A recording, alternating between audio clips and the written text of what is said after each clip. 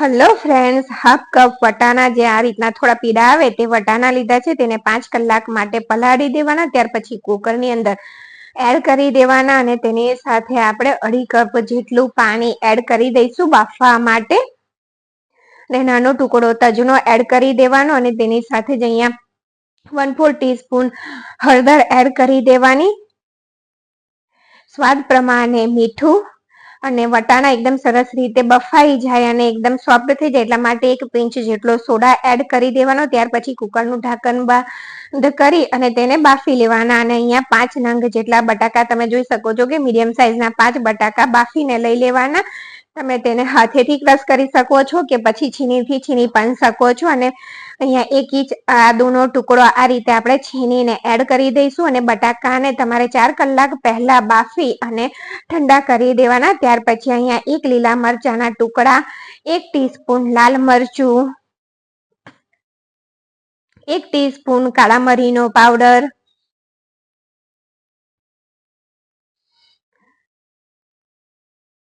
1 teaspoon મીઠું કે સ્વાદ પ્રમાણે મીઠું અને 1 ટેબલ સ્પૂન ચોખાનો લોટ.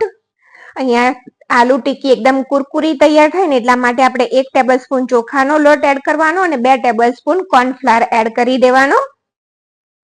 તો આલુની ટિક્કી એકદમ સરસ ક્રિસ્પી બનીને તૈયાર થશે. તો આ નાની નાની ટીપ્સ સાથે તમે આને બનાવીને રગડા પેટીસ કે પછી રગડા ચાટ બનાવીને તૈયાર કરજો તો એકદમ સરસ ટેસ્ટી બનીને તૈયાર થશે ઓછા મસાલાની સાથે. તો અહીંયા જો આ રીતે સરસ રીતે બધું મિક્સ થાય અને ડો જેવું બની ગયું છે ત્યાર પછી થોડો લુઓ આપણે આલુની ટિક્કી કે બટાકાની ટિક્કી તમારે જે સાઈઝની બનાવી હોય તે સાઈઝની તમારે આ રીતે ગોળ વાળી લેવાની. અને ટિક્કી જ્યારે આપણે તળતા હોઈએ ત્યારે એકબીજા સાથે ચોંટી જતી હોય છે કે પછી છૂટી પડી જતી હોય છે તેલમાં જઈને. તો તેવું ના થાય તેના માટે અહીંયા એક નાનકડી ટિપ્સ કે કોર્નફ્લોર કે પછી તમારે મેદાને આ રીતે થોડો સ્પ્રિંકલ કરી દેવાનો ટિક્કી ઉપર, જેનાથી તે તેલમાં જઈને છૂટશે નહીં અને તળાતી વખતે તે એકબીજાની સાથે ચોંટી પણ નહીં જાય. તો અહીંયા જો આપણે વટાણા પણ જોઈ લઈએ તો વટાણા એકદમ સરસ રીતે આ રીતના થોડા ગલી જાય ને એટલે કે થોડા લિક્વિડી જેવા થઈ જાય ને ત્યાં સુધી આપણે તેને કૂક કરવાના તો તેનો ટેસ્ટ વધારે સારો આવશે. તો હવે તેની અંદર આપણે એકદમ સરસ તડકો લગાવી દઈએ, વઘાર કરી લઈએ જેથી તેનો ટેસ્ટ વધી જાય. તો અહીંયા મેં 2 ટેબલ સ્પૂન જેટલું તેલ લીધું છે વઘારિયાની અંદર. તેની અંદર 1/4 ટીસ્પૂન જેટલું જીરું, 1/4 ટીસ્પૂન હિંગ, 1/4 ટીસ્પૂન વલિયારી એ નાખવી તમારે ઓપ્શનલ છે પણ તેનાથી ટેસ્ટ એકદમ સરસ આવે છે તો જરૂરથી એડ કરજો. 1 ટીસ્પૂન લાલ મરચું, કાશ્મીરી લાલ મરચું છે, 1/2 ટીસ્પૂન ધાણા જીરું પાવડર, 1/2 ટીસ્પૂન ગરમ મસાલો ને 1/2 ટીસ્પૂન ચાટ મસાલો એડ કરી દેવાનો. તો અહીંયા જો વઘાર એકદમ સરસ રીતે થઈ ગયો છે અને હવે આ વઘારને આપણે મિક્સ કરી અને રગડાની અંદર એડ કરી દઈએ અને એક છેલ્લે તમાલપત્ર એડ કરી દેવાનું. તો વટાણાની અંદર એડ કરી દઈએ. અત્યારે વાતાવરણ પણ આમ વરસાદ જેવું થઈ રહ્યું છે તો તેમાં ગરમા ગરમ ચાટ ખાવાની, રગડા પેટીસની ચાટ ખાવાની મળી જાય તો મજા જ પડી જાય.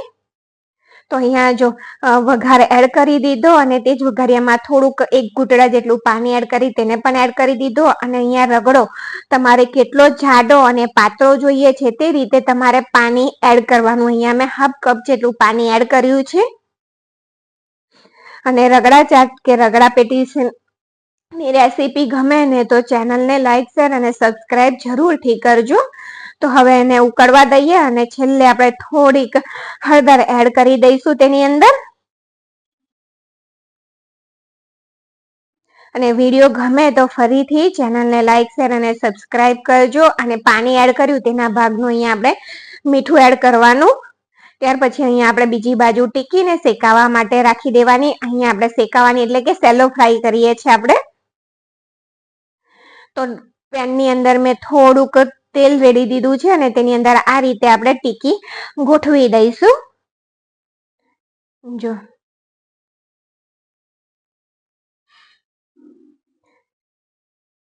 રગડા ચાટ.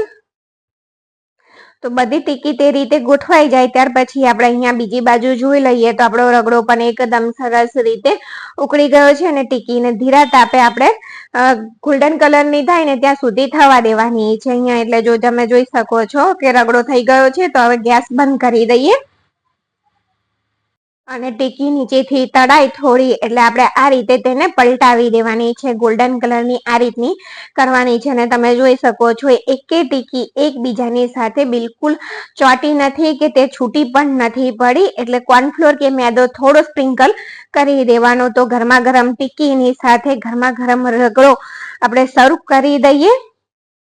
તમારે ચાટ ના બનાવવી હોય તો ખાલી આ રીતે રગડા પેટીસ પણ બનાવીને ખાઈ શકો છો. રગડા ચાટ કે રગડા પેટીસ, ગ્રીન ચટણી, ધાણા, મરચા, આદુ, જીરું અને દાળિયા. ત્યાર પછી અહીંયા મેં ગોળ આમલીની ચટણી રેડી છે અને થોડીક આપણે ઉપરથી ઝીણી સેવ, ડુંગળી અને ટામેટું એડ કરી દેવાનું. ફરીથી જો વિડીયો ગમે તો ચેનલને લાઈક, શેર, સબસ્ક્રાઇબ જરૂરથી કરજો અને રેસીપી જોવા બદલ તમારો ખૂબ ખૂબ આભાર. અને તમે જોઈ શકો છો જોતા જ મોઢામાં પાણી આવી જાય તેટલી ટેસ્ટી બની છે. Thank you for watching.